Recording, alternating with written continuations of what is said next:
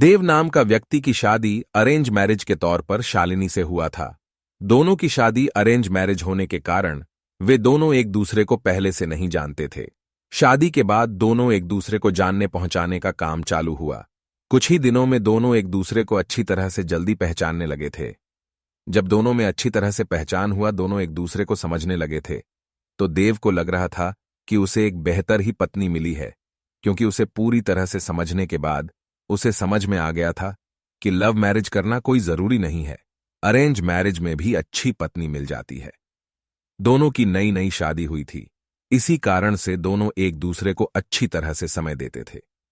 उसके बाद दोनों एक दूसरे के काम में हाथ बटाया करते थे। पति पत्नी दोनों में खूब ज्यादा प्यार होने लगा था।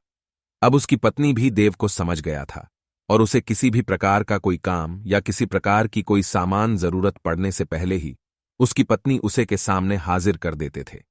एक दिन देव अपने दोस्त को सूरज को अपने घर दावत पर बुलाया था।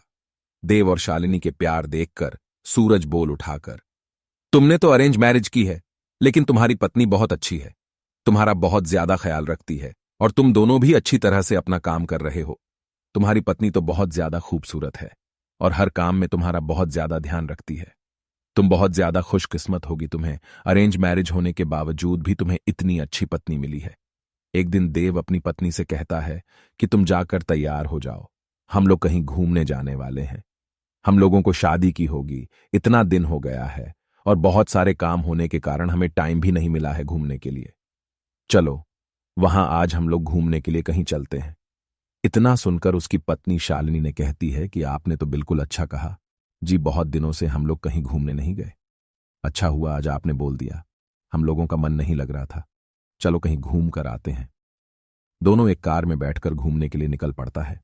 रास्ते में जब हाईवे पर गाड़ी जाती है तो उसे एक बड़ी गाड़ी में टक्कर होने के कारण दोनों दुर्घटनाग्रस्त हो जाते हैं। देव को जब हो जाता है तो वह हॉस्पिटल में था। जैसे ही होश में जाता है वह अपनी पत्नी को ढूंढने लगता है। तभी को अपनी पत्नी को ढूंढते ढूंढते दूसरे कमरे में चली जाती है, जहां वह देखती है कि उसके सर अथवा पैर में तो दोपहर में बहुत ज्यादा चोट आई है। देव घबराकर डॉक्टर से पूछता है कि मेरी पत्नी की तबीयत ठीक तो है, क्या वह सही हो जाएगी ना? तभी डॉक्टर कहता है कि तुम्हारी पत्नी की पैर की नसों में ज्यादा खून निकलने के कारण पैर को काटना पड़ा है, वह नहीं चल सकती है। इतना सुनते ही शालिनी की आंखों में आंसू आ जाता है और कहता है कि मैं तो आपके ऊपर अब बोझ बन गया हूं। उसके बाद देव कहता है कि ऐसा कोई बात नहीं है, इतने दिनों से तुमने मेरा ख्याल रखा था, अब मेरा फर्ज बनता है कि मैं भी तुम्हारा ख्याल रखूंगा। अब दोनों साथ मिलकर अपने घर की तरफ रवाना हुआ। घर जाकर दोनों एक दूसरे के बिना ना रहने की कसम खाई थी। फिर उसके बाद फिर वह अपनी जॉब को छोड़कर घर से ही वर्क टू होम मतलब के वर्क फ्रॉम होम किया करता था। साथ ही घर रहकर अपने पत्नी की मदद तथा उसके देखरेख में उसका मदद किया करता था।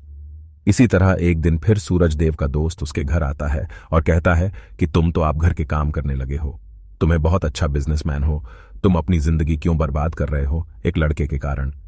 तुम अपनी दूसरी शादी कर लो, चाहे तो इसे भी अपने पास ही रखो, लेकिन तुम कंपनी में चलो, काम करो। इसके बाद देव कहता है कि मेरी पत्नी से बढ़कर मेरी जिंदगी में कुछ भी नहीं है। मैं उसकी देखभाल हमेशा करूंगा और करता ही रहूंगा, क्योंकि हमेशा से ही मुझसे प्रेम करती थी और हमेशा से ही हम लोग पति पत्नी आपस में प्रेम करते रहेंगे। फिर वह अपने दोस्त को कहता है कि तुमने एक बार आया था और मुझसे कहा कि तुम्हारी पत्नी बहुत अच्छी है, तुम बहुत खुशकिस्मत होगी, तुम्हें ऐसी पत्नी मिली है। फिर आज क्या बात है? क्या तुम इस प्रकार के बाद मेरी पत्नी के लिए उपयोग कर रहे हो? आखिरकार जितना दिन उसने मेरी मदद की है, मेरा भी फर्ज बनता है कि मैं उसे जिंदगी भर मदद करता रहूंगा। इतना सुनते ही पीछे से उसकी पत्नी भगवान से प्रार्थना करती रहती है कि भगवान आपने मुझे इतना अच्छा पति दिया है कि मैं इसका शुक्रिया कैसे अदा करूंगी, और वह सदा के लिए एक दूसरे से प्रेम करते रहे और अपनी जिंदगी को आगे बनाते रहे।